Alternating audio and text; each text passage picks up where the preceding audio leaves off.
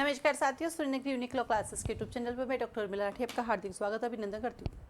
बात करें एविडेंस की, सेक्शन 1 पढ़ा है, 2, 3, 4, 5, 6। आज हम चलते 7 की तरफ। 7 का टाइटल याद करना जरूरी है। कहीं सारे स्टूडेंट 7 याद कर लेते बट टाइटल याद नहीं होता है। वे कथन, क्या कहा, वे तथ्य जो विवादक तथ्यों के प्रसंग हेतु परिणाम हैं। इंग्लिश में fact which are the occasion, cause or effect of fact in issue is relevant are relevant. क्या कहा, वे तथ्य जो विवादक तथ्यों के प्रसंग हेतुक या परिणाम में सुसंगत हैं। बेस्ट एग्जाम्पल, आप जब अपने क्लासरूम से बाहर जाते हैं रोड पर और वहाँ पे आपको कांच बिखरे हुए दिखते हैं, आप अनुमान लगाते हैं कि शायद कोई एक्सीडेंट हुआ होगा। कैसे पता चला? क्योंकि गाड़ी के कांच बिखरे हुए थे, इफेक्ट देखा, राइट। तो सेक्शन 7 को याद करने के लिए 5 की पॉइंट आपको बनाने हैं। तो सेक्शन 7 कहता है facts are relevant if they, वे या तो आपके फैक्टेड इशू या वो आपके रेलेवेंट फैक्ट से कनेक्टेड है। कैसे? ओकेजन से, या फिर कोज से, या फिर इफेक्ट से, या सब्जेक्ट मैटर से, या फिर अपॉर्चुनिटी से। क्या कहता है? या तो आपके प्रसंग से जुड़े हुए हैं, या कोज यानी कारण से जुड़े हुए हैं। इस कारण को लॉ के लैंग्वेज में बोलते हैं हेतुक, हेतुक से जुड़े हुए हैं, या तो आपके हेतुक से जुड़े हुए हैं, या उसका प्रभाव दिखा। जैसे अभी आपने देखा है गाड़ी का जाना, आपने जैसे उसका इफेक्ट दिखा है आपको, है इफेक्ट, उसका प्रभाव दिखा आपको। या सब्जेक्ट वेक्टर, विषय वस्तु, विषय वस्तु देखी आपने उसकी, और या उस इवेंट को हैपन होने में आपको अवसर मिला है। तो इन आधारों पर आप क्या कर सकते हैं, इन आधारों पर जो है आप इसको देख सकते हैं। तो जब भी सेक्शन 7 को पढ़ना है, 5 चीज़ें करनी है। पहला आता आपके पास, किसकी बात करता है? ओकेजन की। आपने लोगों को ओकेजन दिया होगा, मौका दिया होगा आपने। जैसे आप मेले में जाते हो, अपने साथ में मनी लेकर जाते हो, दुनिया को दिखाते हो, आपने लोगों को क्या दिया? अपॉर्चुनिटी या ओकेजन? ओकेजन दिया। आप अपना घर खाली छोड़ के कहीं विदेश जाते हैं, कोई फंक्शन अटेंड करने, पीछे चोर जो आते हैं घर में चोरी कर लेते हैं, आप उनको क्या मिली? अपॉर्चुनिटी मिली।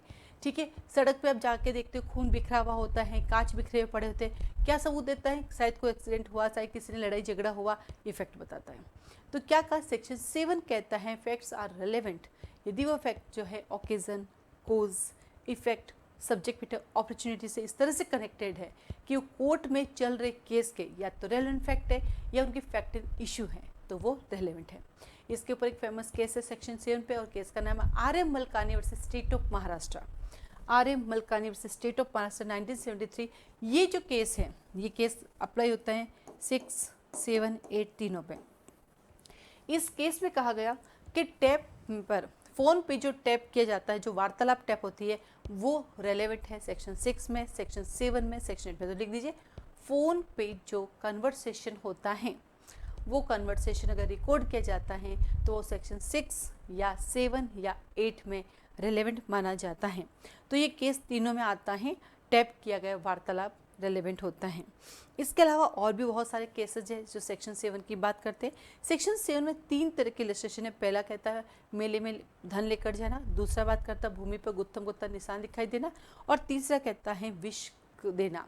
यानी इसका बेस्ट एग्जाम्पल होता है, एक केस है हमारे पास Palwinder Kaur versus state of Punjab.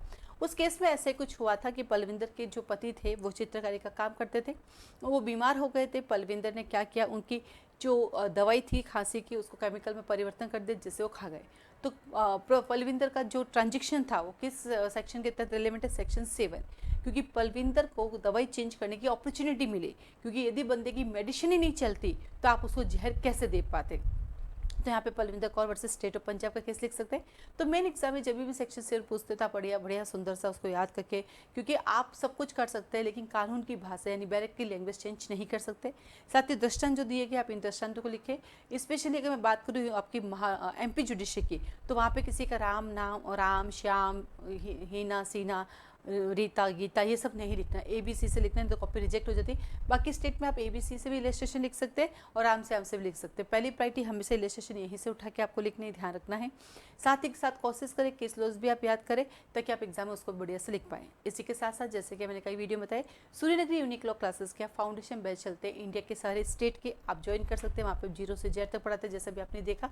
इसको और डिटेल पढ़ाते हैं, पूरा का पूरा डायरेक्ट रीड कराते हैं, उसके अंदर आपके पॉइंट्स बनवाते हैं, जो आपके इलस्ट्रेशन है उनको याद कराते हैं, उनके की पॉइंट्स बनाते हैं, और इसके अलावा केसेस है वो हम लिखते हैं, डायग्राम बनाते हैं, इससे कनेक्टेड और जो सेक्शन एग्जाम लिख सकते हैं उनको बताते हैं। हायर जुडिशरी की कोचिंग भी चलती है। मॉर्निंग का टाइम रहता है 7:30 से लेकर 9:30, इवनिंग का टाइम रहता है 5 to 8।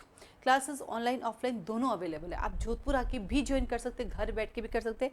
घर पे भी क्लास लेंगे तो आपको ऑफलाइन जैसा ही फील होगा, क्योंकि ऑनलाइन लाइव क्लासेस चलती है, 2 वे कम्युनिकेशन है, 2 वे कन्वर्सेशन है। आप माइक ऑन करके बात कर सकते हैं, आप इसे रीड कराया जाता है, क्वेश्चन कर सकते हैं। चैट बॉक्स नहीं, हम फेस टू फेस बात करते हैं।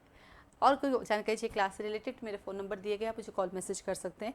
जिस स्टेट की फीस आपको जाननी है उसके लिए कॉल मैसेज कर सकते हैं। फाउंडेशन बैच का टाइम ड्यूरेशन कितना, उसी जानकारी के लिए मुझे कॉल मैसेज कर सकते हैं। आज के लिए धन्यवाद।